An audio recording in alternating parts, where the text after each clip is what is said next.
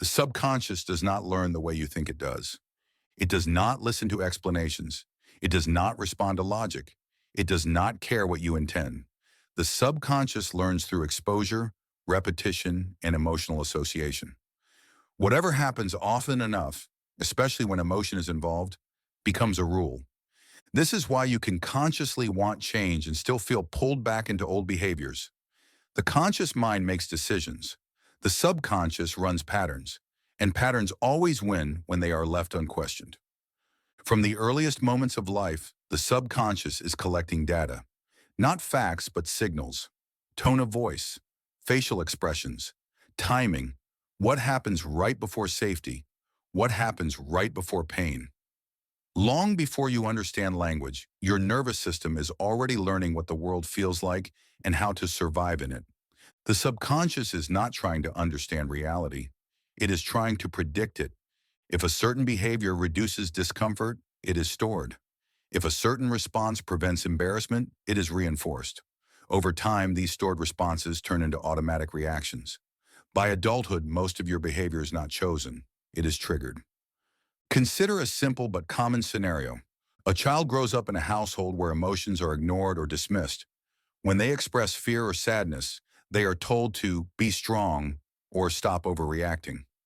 The subconscious learns something very specific. Emotions do not lead to connection, they lead to rejection. Years later, that person struggles with emotional intimacy, not because they don't value connection, but because their subconscious associates vulnerability with danger.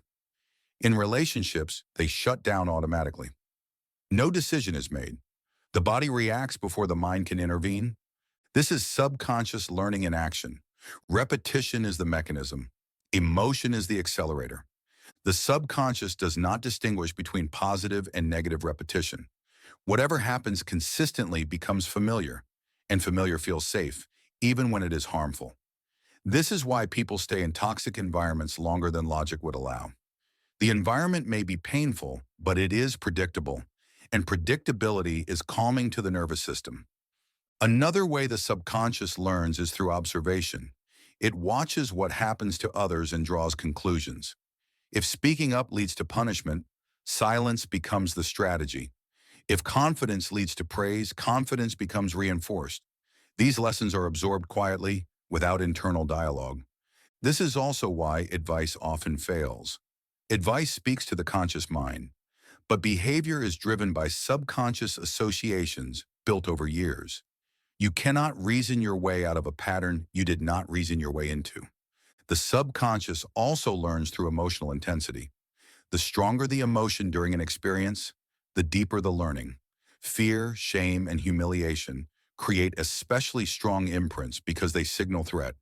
The brain prioritizes these memories for future prediction.